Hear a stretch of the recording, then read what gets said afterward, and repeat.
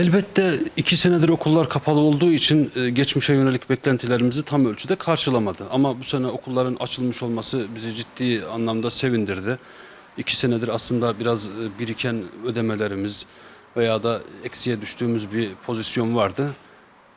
İnşallah ileriki zamanda da okullar kapanmazsa karşılayacak kanaatindeyim. Aslında fiyatlarda bazı böyle uçuk olan ürünler var. Bunlar bazı özel boyalar, bazı markaları özel olarak belki tanıtmaları, bunları öğrencilere mecbur tutmaları biraz böyle fiyatını pahalandırıyor olabilir. Bunun haricinde genel kırtasiye olarak özellikle üreticilerin rekabet ortamında ürettiği ürünlerde çok fahiş fiyatlar olduğunu söyleyemem. Fiyatlar gayet iyi. Dediğim gibi bazı böyle özel ürünlerde, bazı boya çeşitlerinde normalin üstünde fiyatlar biz de görüyoruz. Yani bu kadar para verilmesini pek uygun görmüyoruz. Evet.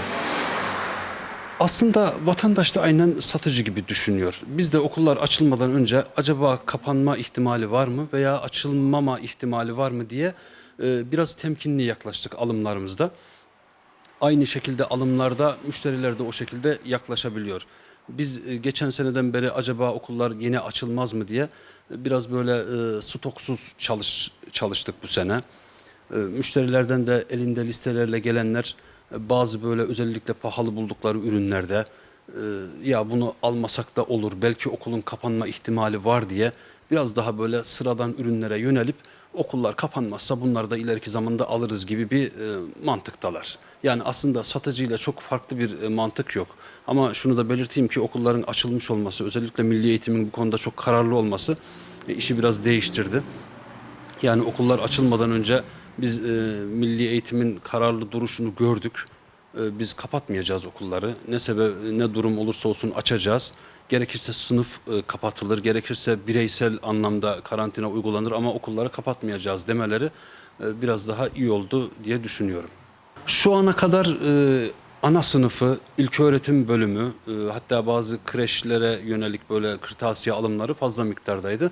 Bu haftadan sonra biraz daha lise, hatta ileriki zamanda da üniversiteye yönelik satışlarımızın olacağını düşünüyoruz. Temkinli davranıyorlardı bugünlere kadar ama sanki şu anda onlar da fark ettiler ki okullar kapanmayacak. Bu kırtasiye malzemeleri alınacak, bu çocuklar okula gidecek, bu eğitim tamamlanacak.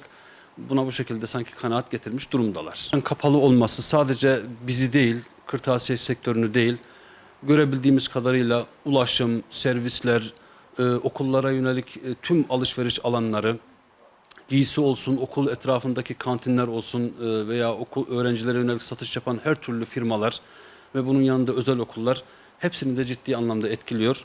Bu sene okulların açılması sadece bizi değil, tahmin ediyorum ki bu alandaki herkesi sevindirdi. İnşallah da kapanmaz. Hastalık da artık geriye gidip biter. Temennimiz bu.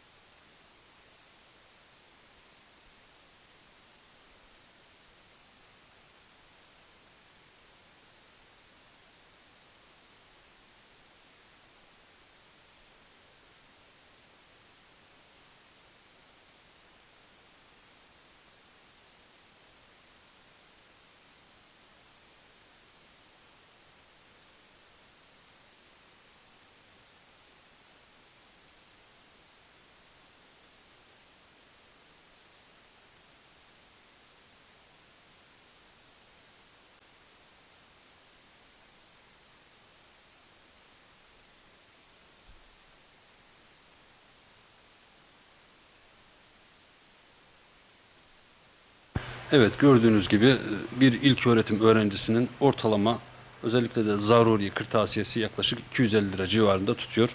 Tabii bunu artırmak mümkün.